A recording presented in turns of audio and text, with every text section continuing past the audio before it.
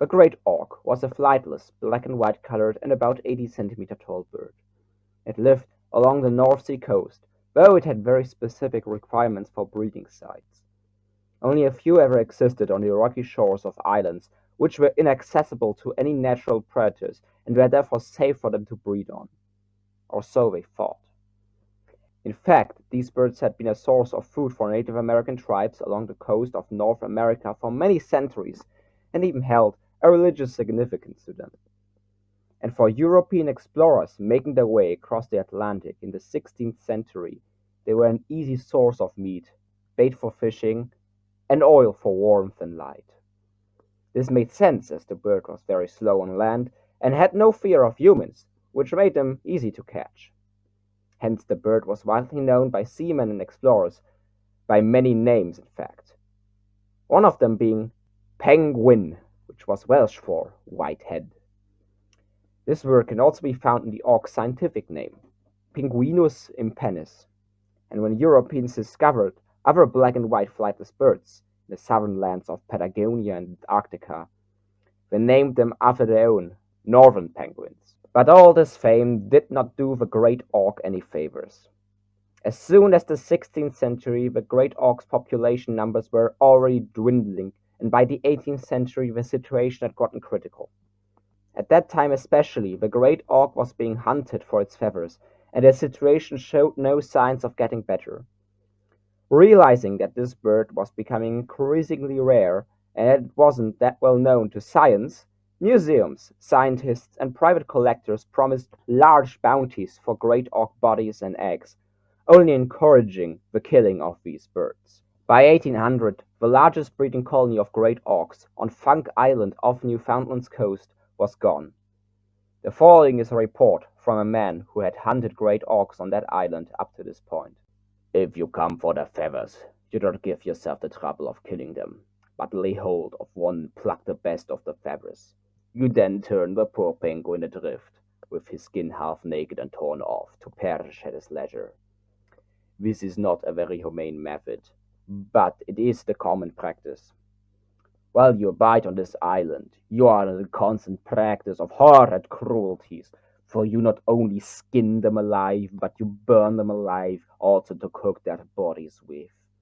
You take a kettle with you, into which you put a penguin or two. You kindle a fire under it, and this fire is absolutely made of the unfortunate penguins themselves. Their bodies, being oily, soon produce a flame, for there is no wood on the island. In 1840, the last great auk in Britain was killed on St. Kilda off the coast of Scotland. 3 men had caught it and been stuck with it in a shed during a storm for 3 days.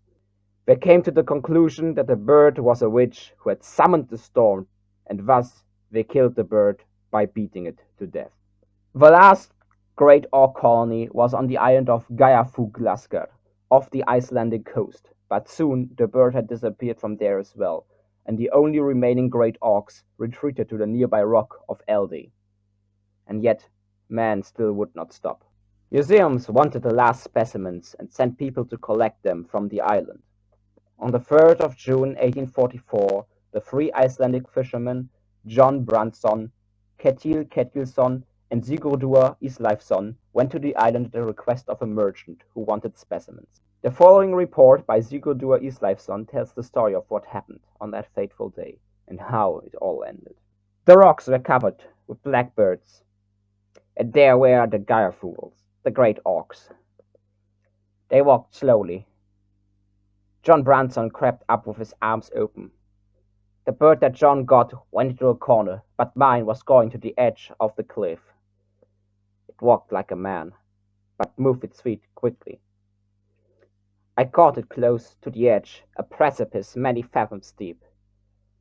Its wings lay close to its sides, not hanging out.